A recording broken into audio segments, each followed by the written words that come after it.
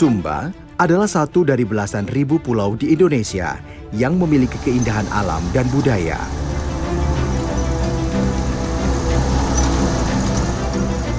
Pulau dengan bentang alam yang unik ini menjadi penyumbang terbesar angka kemiskinan di Provinsi Nusa Tenggara Timur. Akses jalan yang sulit menjadi salah satu penghambat berkembangnya perekonomian di pelosok Sumba. Salah satu pemukiman terujung di bagian selatan Pulau Sumba, yaitu Dusun Katundu, sebenarnya bukan pemukiman terakhir, namun kami akan menuju ke Pulau Salura yang berada di seberangnya.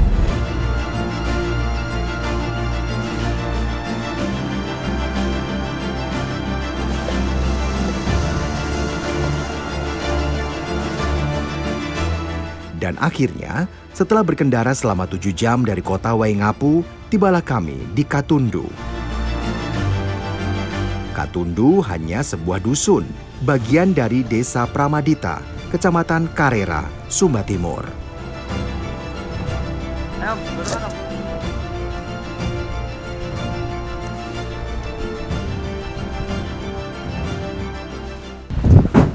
Perjalanannya jauh sekali, kita baru sampai di Kampung Katundu, sementara tujuan utama kita adalah Pulau Salura di seberang. Kita masih tunggu kapal bersama beberapa warga di sini. Berapa lama Pak nunggu kapal ini Pak? Ya sekitar 20 menit lagi. Nunggu yang dari sana ya? Salura ya.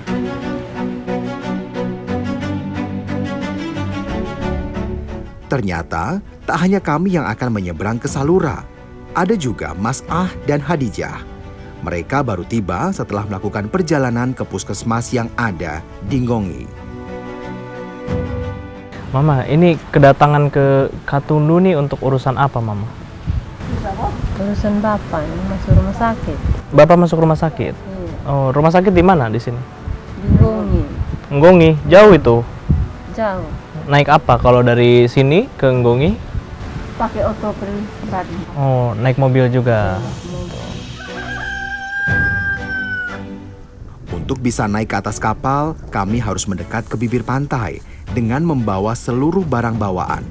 Tak ada fasilitas dermaga untuk mempermudah urusan mengangkut atau menurunkan penumpang.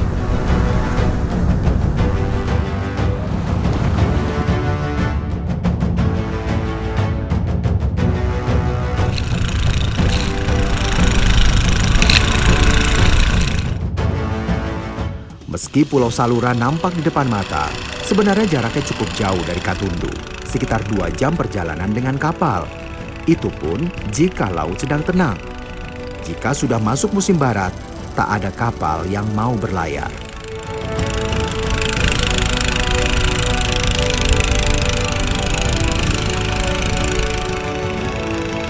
Pulau Salura adalah salah satu pulau terluar di wilayah Republik Indonesia, di tepi Samudra Hindia. Ombaknya besar bergulung-gulung, sulit diakses.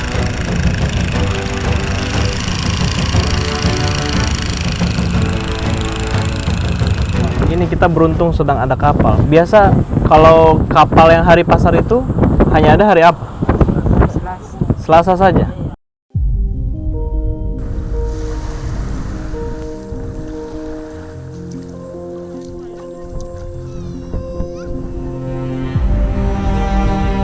Sekarang sudah tiba di Pulau Salura. Pulaunya indah sekali pemandangannya, tapi sayang sekali masyarakat di sini masih punya banyak kesulitan, diantaranya ekonomi, pendidikan, kesehatan, dan kita akan cari tahu kenapa mereka merasakan seperti itu sampai saat ini.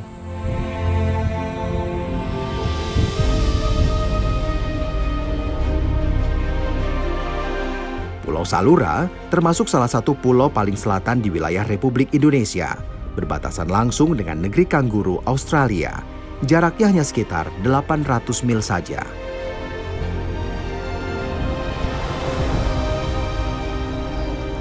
Sayangnya, meski berdekatan, kehidupan masyarakat yang tinggal berbatasan negara jauh berbeda, bagaikan bumi dan langit. Penduduk Pulau Salura sekitar 700 jiwa. Mereka sebagian besar menggantungkan hidupnya dari hasil laut, menangkap ikan, atau membudidayakan rumput laut. Selain agar, Mama kerja cumi juga? Iya, cumi juga jadi karyawan. Karyawan. Kerja kebun juga. Oh, hasilnya berapa sih Mama? Ya, cukup makan saja anak.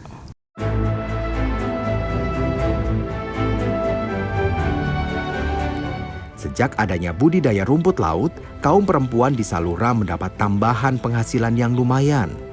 Setiap panen, mereka mendapat uang sekitar Rp500.000. Sebelumnya, mereka hanya bekerja serabutan. Hasilnya pun tak banyak. Besar harapan warga Salura pada budidaya rumput laut. Sayang, akibat cuaca buruk, sudah 3 kali mereka gagal panen karena rumput lautnya hanyut terbawa ombak. Di sini banyak ya yang bisa yang bisa diandalkan kayak penghasilannya ya, cuminya ada, agar-agarnya juga ada. Kalau jadi ya karang-karang yang lain juga ada, hasil-hasil lain juga kayak tripang, kayak udang, kayak gurita, serba ada Pak. Cuma hanya kendalanya di sini Pak, cuacanya. Kenapa cuaca? Cuacanya itu kalau sudah buruk Pak nggak bisa melaut Pak. Ya, itu. Akhirnya nganggur. Tingginya angka pengangguran dan terbatasnya lapangan kerja masih menjadi kendala utama di Pulau Sumba. Untuk bertahan hidup, berhutang menjadi pilihan. Segala potensi yang ada di Salura tak akan maksimal tanpa perhatian dari pemerintah. Dukungan dana dan pelatihan bagi masyarakat tentunya sangat diharapkan agar mereka bisa berkembang.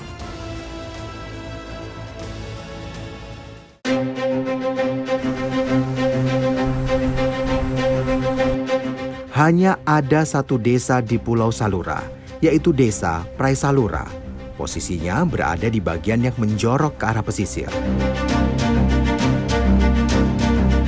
Sejak tahun 1990 lalu, warga Desa Praesalura harus hidup berdampingan dengan warga pendatang dari Lombok, Nusa Tenggara Barat. Mereka adalah nelayan musiman, jumlahnya hampir mencapai 200 orang.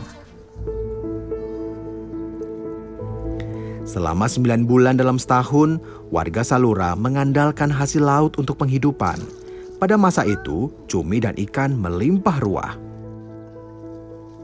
Cumi-cumi di sekitar perairan Pulau Salura adalah komoditas utama yang dicari, bernilai jual tinggi. Cumi hasil tangkapan biasanya langsung dijemur setelah kapal milik nelayan dari Lombok merapat di pulau. Sayang, tak banyak warga asli Salura yang melaut mencari cumi karena terkendala urusan permodalan dan keterampilan. Tidak ada warga Salura yang ambil-ambil cumi hasil? Tidak ada. Kenapa? Kan laut punya Salura ini. Kan angin. Tidak bisa keluar mencari. Tapi nelayan Lombok bisa, kenapa warga Salura tidak bisa? Kan belum tahu. Belum tahu cara kerja. Tidak bisa dipungkiri, kehadiran nelayan dari Lombok sebenarnya memunculkan kecemburuan sosial. Mereka mampu mengeruk hasil laut Salura, sementara warga aslinya hanya menjadi penonton. Kira-kira 1 bulan dapat berapa ratus ribu, berapa juta? Ya bisa juga kita dapat 2 juta. Kalau ada cumi ya? Iya kalau ada cumi. Kalau tidak ada cumi berapa? Ya 500-600 sudah. Jauh ya? Ya jauh. Upah dari bekerja sebagai penjemur cumi Rp25.000 per hari. Jika berat cumi melebihi 1 ton, buruh jemur akan mendapat tambahan uang sebesar Rp5.000. Tujuan utama penjemuran adalah membuat cumi-cumi menjadi tahan lama.